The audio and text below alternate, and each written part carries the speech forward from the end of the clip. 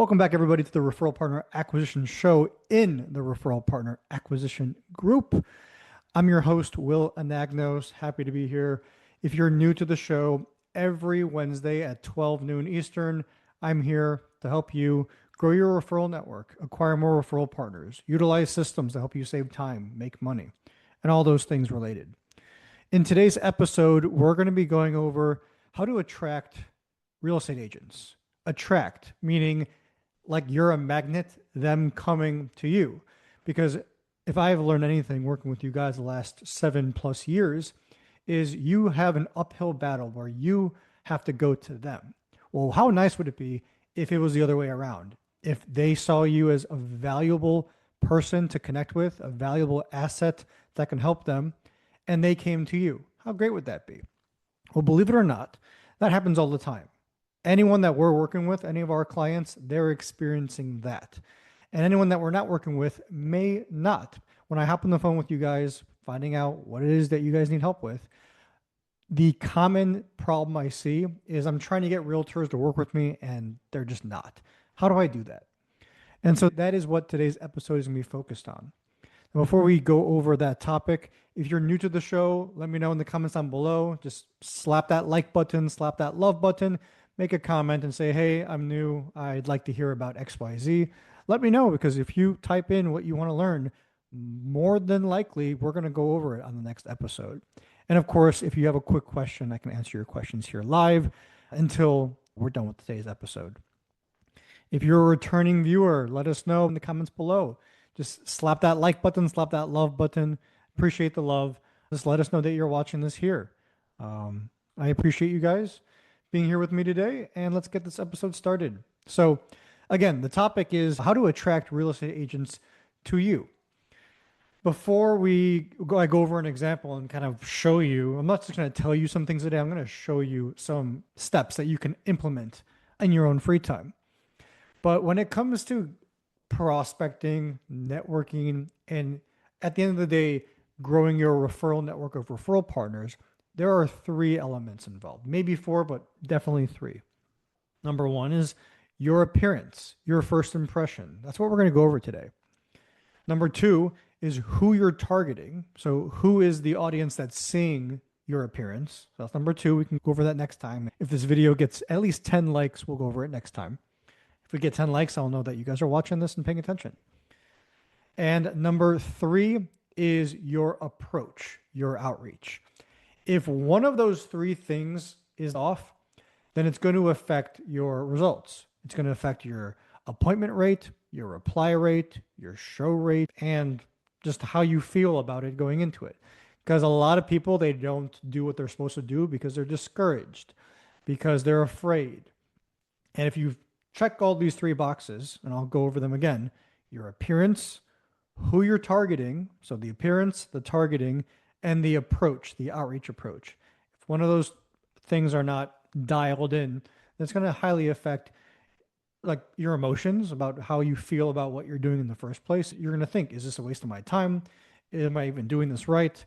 These are common issues that I hear all the time, versus dialing those things in and being able to get people every week, if not every day, depending on your volume of outreach, interested in talking to you. Not just anybody, but the right people, which is where targeting comes in. So if you were to do outreach every day, but you're targeting the wrong audience and your appearance is not optimized, then you're not going to get any replies. Or if your online appearance is optimized, but you're targeting the wrong audience, then you're not going to get people to engage with you because you're talking to the wrong people. It's like advertising cat food to dogs. You don't do that. It's not going to work. If they could pay attention and understand what they were watching, you get my point. And then if your appearance online is on and your targeting is on, but your approach is off, it doesn't back up those first 2 things, it doesn't resonate with the audience you're reaching out to, or worst case scenario, it just looks spammy, robotic, disingenuous, then again, you're not going to get people to engage, reply, and ultimately you're not going to get them to book appointments, and you're not going to get your opportunity to sell yourself. Because that's what appointments are for. It's an opportunity for you to sell yourself, to showcase your value. And so it's really important you dial in those 3 things, We've basically developed a well-oiled machine that's proven to work again and again and again, covering these three things. But today in this episode, we're going to cover that first one, which is profile optimization, optimizing your online appearance. People don't look at the billboards. People don't look at the commercials on TV. They look at social media. That's just where the attention is being focused on. So if someone comes across you, it's up to you to make that appearance as attractive to the audience that you want as possible. And if you have just been lazy, haven't set up your profiles, your online appearance to showcase the best version of yourself, then you're missing out. You're leaving money on the table because if 20 people came across you online, but you're not set up right where it's going to resonate with those 20 people, then you just lost 20 individuals that could have been interested in talking with you, but now they're not because what they saw did not motivate them, did not attract them. So I'm going to screen share an example of a social media profile that we've been working with this profile for almost a year now. This person has closed lots of business, is now being referred lots of additional future business from real estate agents that we helped them connect with. But it wasn't just us making connections. We had to do some sort of setup to set him up for success.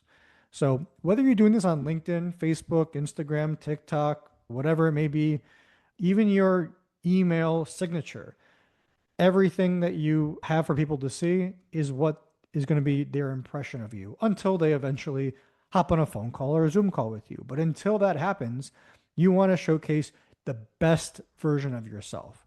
And that's pretty cool because I can set up my profile to make myself look the best as possible. My profile is not going to stutter. My profile is not going to sound like they don't know what they're talking about. My online appearance is going to just showcase the best version of me. It's going to showcase the best version of you.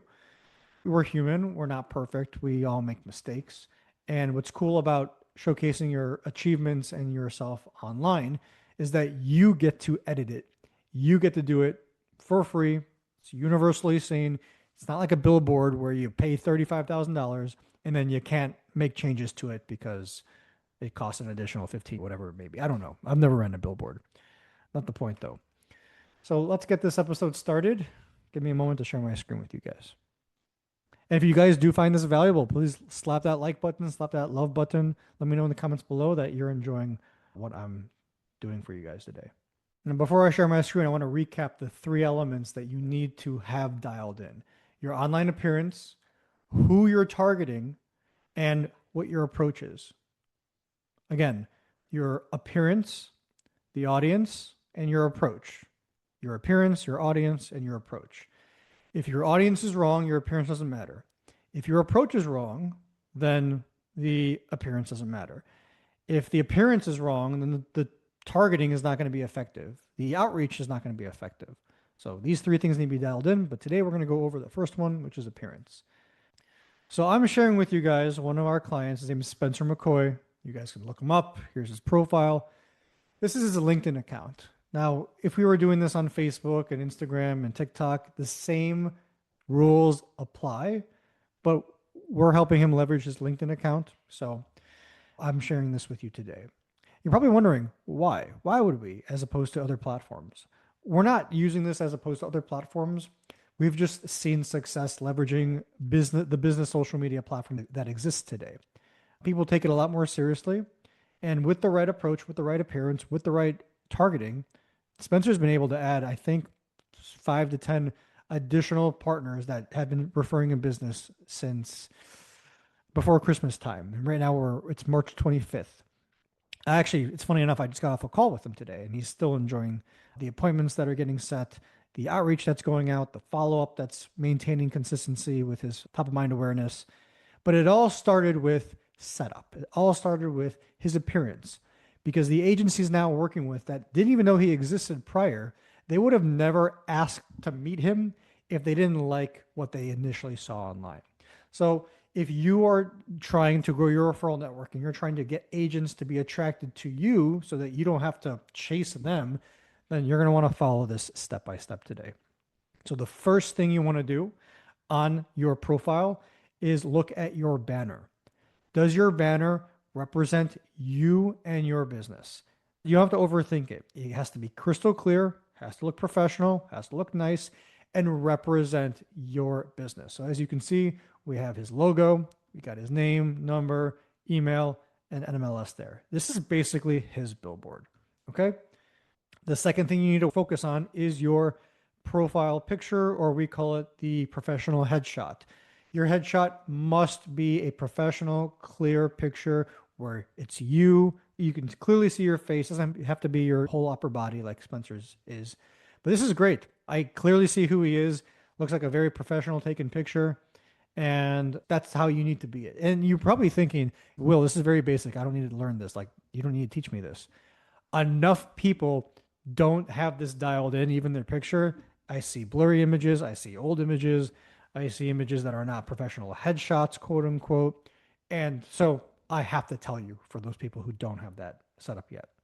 And if you need to go hire a photographer, do it. I do it every couple of years. It's worth it. Your headline. This is the most valuable piece of real estate on your LinkedIn profile. This is the first thing people see along with your picture, even if they're not connected with you, even if they're not your LinkedIn friend, even if they haven't hopped on your profile. Just by being in the inbox, they're going to see this. So you don't want to waste this space by saying, I work at APM, or my NMLS number is XYZ, or I'm a mortgage broker, I'm a loan officer. People don't care about that. What realtors care about, especially if you're trying to target realtors, which is what we're doing, you want to explain to realtors how you can help them immediately because that's what they're interested in. So he wrote, helping realtors dominate their market, turning new investors into portfolio titans, taking buyers from denied to doorstep. So right there, he's not mentioning his NMLS. He's not mentioning his title. That information is found down below. Your most valuable piece of real estate, the thing that everyone's going to see, no matter what, if they're connected or not, or viewing your profile or not, is this. So because we're human, and humans unfortunately are a little bit selfish, we always think, what's in it for me? When a realtor sees Spencer online, they're going to think, what's Spencer going to do for me? And he basically gives a brief explanation of that immediately, which prompts that individual or these individuals to then click his profile and then get even more warmed up and learning about who he is. Like you could introduce yourself to thousands of agents a month, or I would say every couple of months, without you having to open your mouth at all. This is done for you. So action number 4. Number 1 was the banner. Number 2 was the headshot. Number 3 was the headline. And I almost forgot, but number 4 would be this little vocal introduction. You can record on your phone a vocal introduction. Typically, this is made to like pronounce difficult names, but what we realize is we're not going to pronounce our names. This is an easy name to pronounce.